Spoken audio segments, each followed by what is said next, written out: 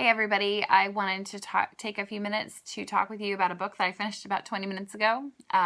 Just so you know, there are a few harder topics discussed in here, so if you have little ones that you don't want to hear, you can maybe pause this and watch at a different time. But yeah, you can still see my eyes are very puffy from crying. It's I Will Find You by Joanna Connors. A reporter investigates the life of a man who raped her. And I wanted to suggest this as a must-read for two reasons. Firstly, if you have been a victim of a crime against you, especially against your person, I think it's an important read to show you how pushing that down and trying not to deal with it is not helpful, and that it will eventually come back and bite you. We need to deal with our demons, as fun as it's not. She shows on several different occasions what being afraid and being angry did to her, and she didn't realize it until much later. As a mother, as a partner, as a woman, she let it eat her up for a little bit, and I appreciate her dealing with that honestly so that other people don't necessarily have to.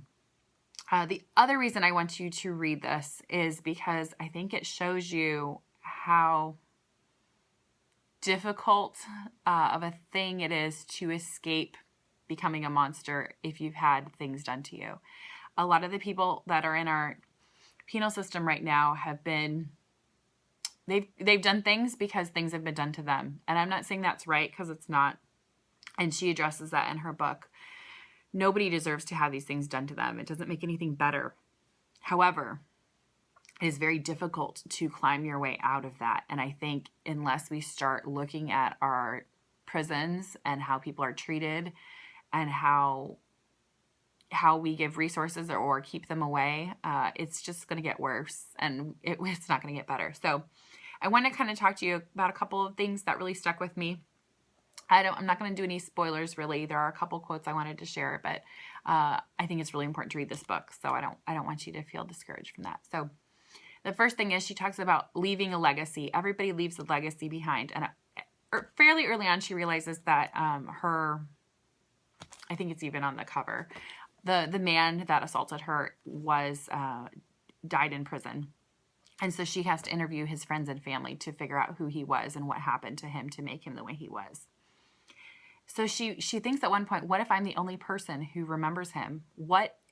Which then made me think, what if you were only remembered for the worst or one of the worst things you ever did to somebody? I don't think that's the legacy I'm leaving, but it makes you really feel like the things that you really do that affect other people are the things that we leave behind. What legacy do we leave behind? Is it one of name calling and hate and slander, or is it one of hard work and patient discussion and loving encouragement? And I'm hoping it's the latter, because we need a lot more of that. The other thing that I wanted to share was, she says, the dead come back to life within the people who remember them. And she says, I have kept David Vance alive all these years. And David Francis, not David Vance. That's another author. And it goes to show that the things that we don't deal with are going to linger there. And I really appreciated her and how she talked about it. So those are kind of the first thoughts on that. Another book that I read for Nonfiction November was Hillbilly, Elegy by J.D. Vance. And this book kind of showed me how a different segment of the white population is feeling frustrated with the government in different ways than I am.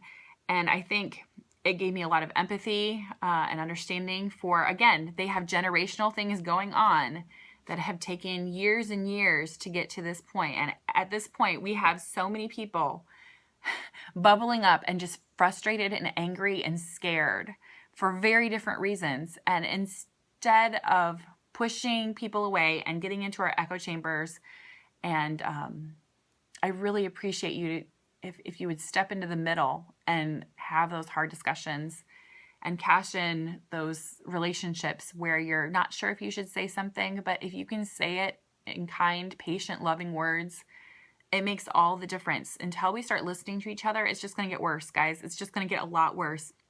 The planet, the country, any of it. And so I really encourage you to try and shut your mouth and listen to what other people are saying, and then find the common ground. Find where you're sharing frustration and work towards that. It does a lot of good. A couple of books that other ones I wanted to read in the near future is White Rage, The Unspoken Truth of Our Racial Divide by Carol Anderson. And then also The New Jim Crow by Michelle Alexander. I started this one and for some reason it got put on the shelf and I forgot to finish it. Other ones, Just Mercy by Bryan, Stevenson, and Yaa Gyasi are perfect reads for right now. They show you just all the things you hadn't really thought about. Especially as a white person, I needed to read these things. But yeah, I again want to encourage you, whichever side of the aisle you're on, please step in the middle with me. I have friends on both sides, family on both sides, and I intend to do some hard work together with them because it's the only way we're going to get better. So that is your pep talk, advice, book recommendations for now. I would love to hear what you were thinking about these things. I want to hear, what your personal experiences are. I want to know what fears, frustrations, concerns you're having dealing with all the backlash from this. Have you read any of these books? What do you think on them? Yeah, just go ahead and put in the comments. I'll talk to you guys later. Bye.